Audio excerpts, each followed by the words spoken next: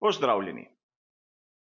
Ekipa Red Bull iz dneva v dan izgublja pomembne dele svojega tehničnega osebja. In upravičeno se je spraševati, ali je konec njihovega obdobja prevlade in premoči.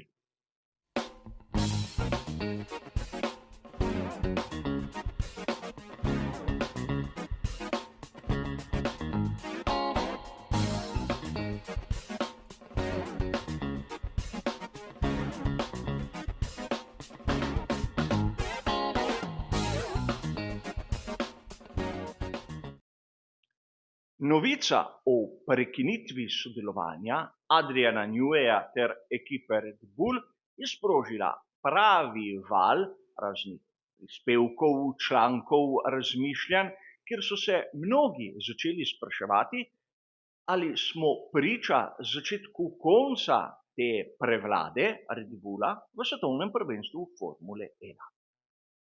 A treba je dodati nekaj, kar bo verjetno marsikoga tudi presenetilo. Namreč poleg te glavne figure so Red Bull v zadnjem obdobju zapustili mnogi, lahko bi dejali tudi ključni inženirji. O Robu Marshallu sem že govoril v predhodnih prispevkih in gre, po mojem osebnem videnju, za enega izmed izjemno pomembnih, izkušenih in dragocenih inženirjev v celotnem cirkusu svetovnega prvenstva Formule 1. Svojo novo zaposlitev je našel pri ekipi iz Wokinga. Po drugi strani vemo, da Adrian Newey bo uradno pri Red Bullu vsaj do februarja 2025, čeprav kakšnih aktivnih funkcij baje naj ne bi več imel. A pred nekaj dnevi smo lahko prebrali, da ekipo z Milton Keynesa zapušča tudi Michael Broadcast, eden izmed glavnih aerodinamikov. In tu se seveda lahko začnemo upravičeno spraševati, zakaj toliko pomembnih inženirjev dobesedno zapušča Red Bull. Možne so razne razlage. Verjetno marsikomu je sedaj prišla na misel tista teorija, da so mnogi dobesedno naveličani samega Christiana Hornerja ter njegovega obnašanja. Govorili smo, predvsem pred začetkom sezone, o tistem škandalu, o tisti interni preiskavi zaradi neprimernega vedenja samega glavnega vodilnega pri Red Bullu, ampak na koncu smo lahko skupaj ugotovili, da iz tega ni bilo dobesedno nič. Mnogi avtorji so nam prodajali razne teorije, celo tisto, da znana irska skupina U2 piše protestno pesem proti ubogemu Hornerju. A konec koncev ta odhod pomembnih kadrov pomeni, da Red Bull v prihodnosti bo imel velike težave. Zakaj določeni kadri odhajajo? Prvič, zaradi tega, ker jim lahko konkurenca ponuja boljše delovne pogoje oziroma višji položaj in zaradi tega tudi višjo plačo. In to bi lahko dejali, da je lep primer ekipa Alpine. Sredi lanske sezone so napravili manjšo čistko med svojim vodilnim kadrom in ostali so pravzaprav brez inženirja, kjer so bili že tako ali drugače malce podhranjeni. Zato v svoje vrste skušajo privabiti vsakogar, ki je bodisi nezadovoljen v svoji službi ali pa ne more napredovati, ker je nad njim nekdo, ki še dolga leta ima pogodbo. Konec koncev Adrian Newey je sporočil svoj odhod na tak način, da se ji je odprl razne možnosti, kam bi lahko šel. Namreč leto dni si je vzel časa za dobesedno pogovore. Čeprav nekateri trdijo, da bo šel skoraj zagotovo k Ferrariju, imamo druge, ki govorijo o Aston Martinu, Slišali smo celo, da se pri Williamsu dobesedno ponujajo in na koncu obstaja tudi možnost McLarena. A treba je razumeti, dober kader ne ostane nezaposlen. Po drugi strani smo videli v preteklih mesecih kar nekaj vodij ekip, ki pravzaprav ne najdejo več svojega mesta v cirkusu Formule 1. Otmar Zafnauer, Mattia Binotto in ne smemo pozabiti niti na Günterja Steinerja. Verjamem, nekaterim so simpatični, drugim malce manj, ampak že to, da jih ni takoj v naslednji sezoni na štartnem razporedu, nam pove, da znotraj te izjemno ozke skupine niso bili preveč cenjeni. Vam je ime James Kay kaj domače? Pred leti je bil glavni odgovorni pri nastajanju bolidov ekipe Toro Rosso, današnjega Racing Bulls. In ko je prestopil v McLaren, so ga dobesedno čakali, ker je imel tako dolgo obdobje vrtnarjenja.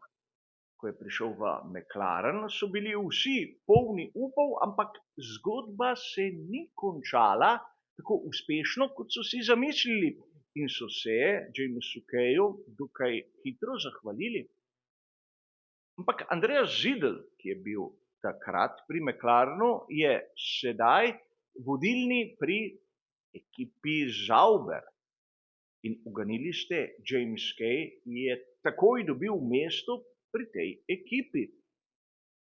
In podobna zgodba je tista, ki jo lahko povemo o Simoni Oresti, ki je takoj, ko je zaključil svojo pustolovščino s Ferrarijem, dobil mesto pri tovarniški ekipi Mercedes. Torej, kader kaže neko sposobnost v Formuli 1, dobi mesto brez kakršne koli težave. Tisti, ki je razočaral s svojimi voditeljskimi ali pa tudi tehničnimi funkcijami, pa od danes do jutri lahko dobesedno izgine.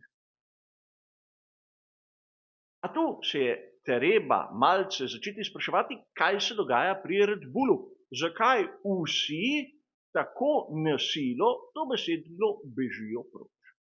Najprej moramo tu razumeti, da različni inženirji imajo različne pogodbe, ki seveda potečejo ob različnih datumih.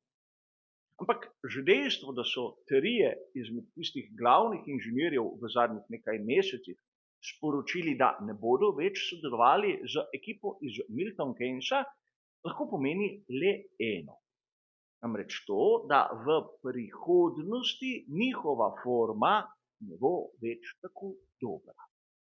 Sedaj bi se rad z vami vrnil v preteklost. Se spomnite sezone 1995 ekipe Benetton, naslova svetovnega prvaka Michaela Schumacherja in tistega, kar se je zgodilo potem. Namreč večina tehničnega kadra, Michael Schumacher in še marsikdo drugi, se je lepo preselil v skuderijo Ferrari. Zakaj? Ker so jim ponudili boljše pogoje dela, večjo denarno nagrado in seveda tisto, kar pri ekipi iz Enstona ni bilo na razpolago. In čeprav v naslednjih sezonah ekipa Benetton ni padla strmo navzdol, smo lahko videli, da odhod pomembnih inženirjev se je še kako poznal. Torej, kaj bi lahko dejali? Bo Red Bull že v sezoni 2024 pokazal padec v formi?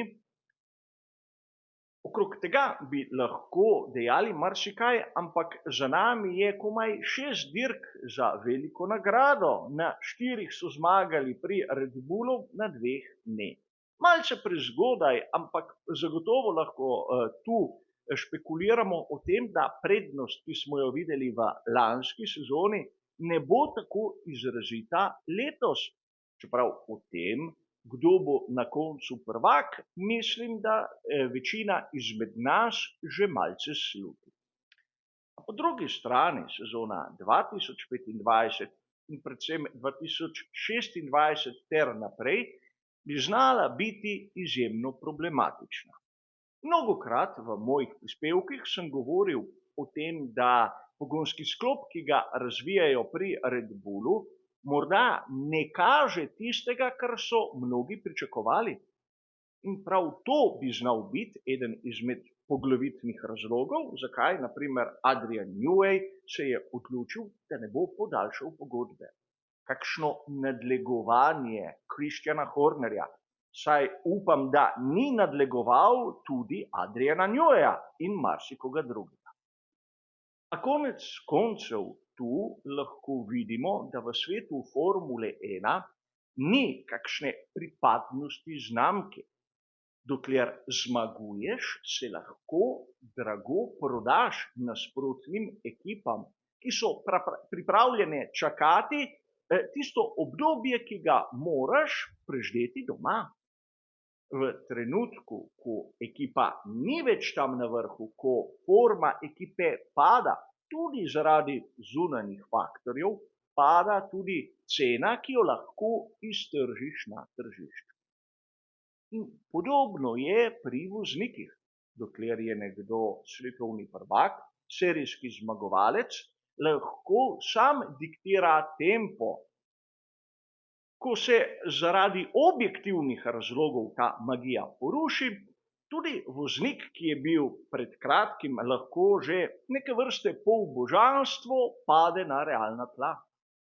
In lep primer, ki smo ga videli pred kratkim, je Daniel Ricciardo, ki je seveda bil pri Red Bullu, dobil izjemno dobre pogodbe, bogate pri tovarniški ekipi Renault, pri McLarenu, ampak sedaj skuša rešiti svojo kariero, a kljub vsemu ne prepriča mnogih, čeprav še pred nekaj leti je imel zaupanje vseh, tako ekip kot tudi publike.